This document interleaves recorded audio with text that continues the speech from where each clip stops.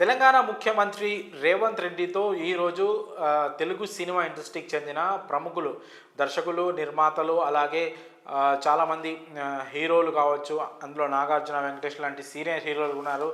అలాగే వీళ్ళందరూ కలిసి ఈరోజు ముఖ్యమంత్రి అంటే ప్రభుత్వంతో ఒక భేటీ అయితే జరిగింది వీళ్ళకి. అటు ప్రభుత్వం నుంచి CM Revanth Reddy, deputy CM బట్టి విక్రమార్క, అలాగే సినిమాటోగ్రఫీ మంత్రి అయిన కోమటిరెడ్డి వెంకటరెడ్డి వీళ్ళు పాల్గొన్నారు. ఇటు సినిమా ఇండస్ట్రీ తరపు నుంచి ఒక పెద్దగా ఎఫ్డీసీ చైర్మన్గా దిల్ రాజు ఆధ్వర్యంలో అయితే సినిమా పెద్దలందరూ కలిసి సీఎంతో భేటీ అయ్యారు. ఈ భేటీ చాలా ప్రాధాన్యత సంతరించుకుంది. ఎందుకంటే ఈ భేటీ కంటే ముందు జరిగిన కొన్ని పరిణామాలు ఏవైతే ఉన్నాయో, పుష్ప ప్రీమియర్ సందర్భంగా ఒక మహిళ తొక్కిస్లాట్లో మృతి చెందడం, ఆ తర్వాత అల్లు అర్జున్ అరెస్ట్ కావచ్చు, అల్లు అర్జున్ని సినిమా పెద్దలు పరామర్శించడం, దాన్ని రేవంత్ రెడ్డి అసెంబ్లీ సాక్షిగా ఖండించడం, ఎందుకు పరామర్శించాల్సి వచ్చిందని, ఆ తర్వాత జరిగిన ఈ మొత్తం పరిణామాల నేపథ్యంలో ఈ భేటీ మాత్రం చాలా ప్రాధాన్యతనైతే సంతరించుకుంది. అయితే ఈ భేటీలో సినిమా ఇండస్ట్రీకి చెందిన వాళ్ళంతా, ఈ గ్రూప్ ఎవరైతే ఈ బృందం సినిమా ఇండస్ట్రీకి ప్రాతినిధ్యం వహిస్తూ పాల్గొన్న బృందం ఏదైతే ఉందో, ఇండస్ట్రీకి ఏం కావాలి, ప్రభుత్వం నుంచి ఎలాంటి సహకారం కావాలనే ప్రతి విషయాన్ని కూడా పాయింట్ టు పాయింట్ ప్రభుత్వం ముందుంచినట్లు, వాటన్నిటికి కూడా ప్రభుత్వం ఆల్మోస్ట్ అన్నిటికీ సానుకూలంగా స్పందించింది. కానీ టికెట్ల రేట్ల పెంపు, అలాగే ముఖ్యంగా టికెట్ రేట్ల పెంపు విషయంలోనే ప్రభుత్వం ఆల్రెడీ అసెంబ్లీలో రేవంత్ రెడ్డి ప్రకటించారు, ఇక పైన టికెట్ల రేట్ల పెంపు అలాగే బెనిఫిట్ షోలు ఉండవు తెలంగాణలో అని. ఆ విషయంలోనే ప్రభుత్వం అదే మాట మీద ఉంటుందనే అభిప్రాయం అయితే భేటీ తర్వాత కూడా వ్యక్తం అవుతూ ఉంది. కానీ అది కాకుండా మిగతా ఏవైతే ఇండస్ట్రీ నుంచి ప్రతిపాదనలు వచ్చాయో అవన్నీ కూడా ప్రభుత్వం సానుకూలంగా వ్యవహరిస్తుంది ఆయా అంశాల్లో అని.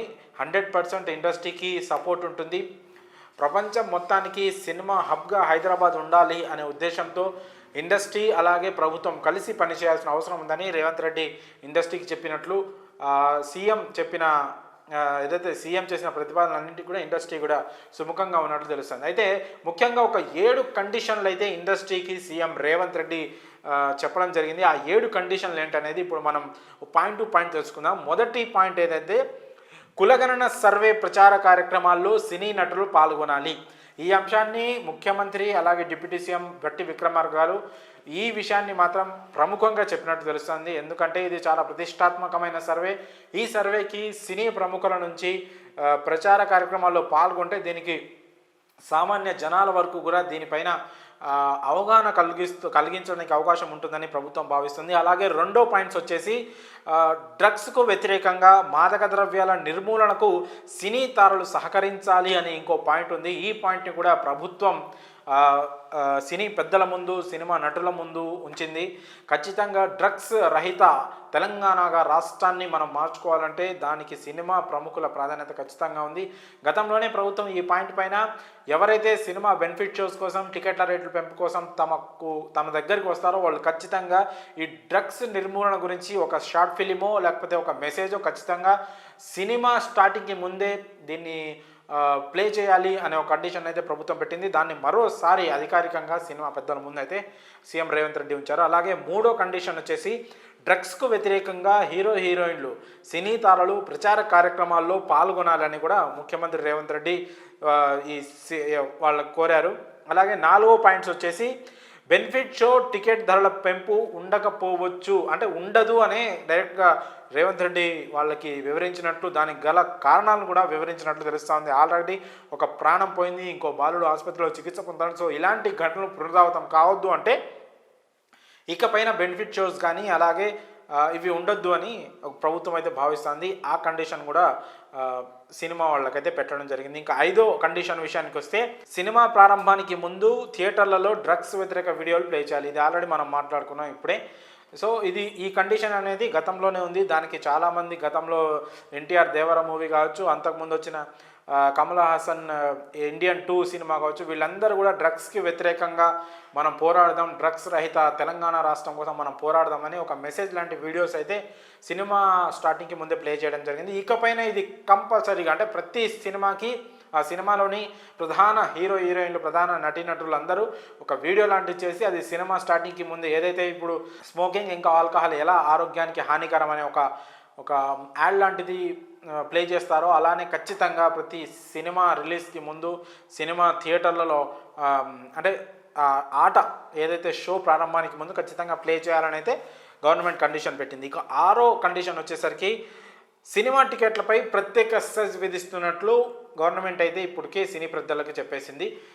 సో ఇదొక ఇంపార్టెంట్ పాయింట్ అనుకోవచ్చు. ఎందుకంటే ఇప్పటికే చాలా ట్యాక్సులు ఉన్నప్పటికీ కూడా ఇప్పుడు ఒక ప్రత్యేకమైన సెస్ను, అంటే సినిమా ఇండస్ట్రీకి సంబంధించి చాలా మంచి ఇన్కమ్ ఉంది సినిమా ఇండస్ట్రీకి. కాకపోతే ఇప్పుడు ఈ టికెట్ల హైక్ వల్ల కూడా, అంటే చాలా పెద్ద పెద్ద సినిమాలు రిలీజ్ అయినప్పుడు అసలు మనం ఊహించని రేంజ్లో టికెట్ ప్రైజ్లు ఉంటున్నాయి. కొంతమంది దానిపైన ఇప్పుడు రీసెంట్గా పుష్ప 2 సినిమా టికెట్స్కి ముందు డే 1 డే 2కి సంబంధించిన టికెట్ ప్రైస్ 1500 1000 అట్లా ఉండడం చూసి చాలామంది విమర్శలు కూడా చేశారు. అయితే ఇంత భారీ రెవెన్యూ జనరేట్ అవుతున్న సినిమా ఇండస్ట్రీ నుంచి, సినిమాల నుంచి ఖచ్చితంగా ఒక పన్ను రూపంలో, సెస్ రూపంలో ఎంతో కొంత ఇన్కమ్ ప్రభుత్వానికి రావాలి. అది మళ్ళీ ప్రజలకు ఉపయోగపడాలి.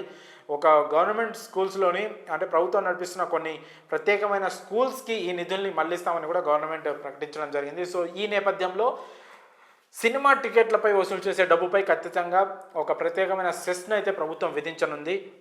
ఇక 7వ కండిషన్ వచ్చేసి యాంటీ డ్రగ్ క్యాంపెయినింగ్కు సినిమా ఇండస్ట్రీ ఖచ్చితంగా సహకరించి తీరాలి అని సీఎం రేవంత్ రెడ్డి అయితే ఒక కండిషన్ అయితే సినిమా ఇండస్ట్రీకి పెట్టడం జరిగింది. అక్కడ ఉన్నవాళ్ళు ఈ 7 కండిషన్లకు కూడా అక్కడ ఉన్నవాళ్ళు దాదాపు చాలామంది పెద్దలు వచ్చారు. అల్లు అరవింద్ కానీ, ఇంకా సురేష్ బాబు కానీ, దిల్ రాజు కానీ, ఇంకా మిగతా హీరోలలో పెద్ద హీరోలు వెంకటేష్ కానీ, నాగార్జున కానీ, మిగతా దర్శకులు త్రివిక్రమ్ కావచ్చు, ఇంకా చాలామంది వచ్చారు ఈ భేటీకి. సో వీళ్ళందరూ కూడా, వీటిపైన సీనియర్ దర్శకులు రాఘవేంద్రరావు గారు కూడా వచ్చారు. సో వీళ్ళందరూ కూడా ప్రస్తుతానికి గవర్నమెంట్ పెట్టిన ప్రతి కండిషన్ కూడా దాదాపు వీళ్ళందరూ సుముఖంగానే ఉన్నట్లు తెలుస్తూ ఉంది. మరి భవిష్యత్తులో ఇవన్నీ అధికారికంగానే కంటిన్యూ అవుతాయా, లేకపోతే మార్పులు చేర్పులు జరుగుతాయా అనేది మాత్రం తెలియాల్సి ఉంది. మరి భేటీలో గవర్నమెంట్ సినిమా ఇండస్ట్రీకి పెట్టిన ఈ 7 కండిషన్లపై మీ అభిప్రాయాలను కామెంట్స్ రూపంలో తెలియజేయండి.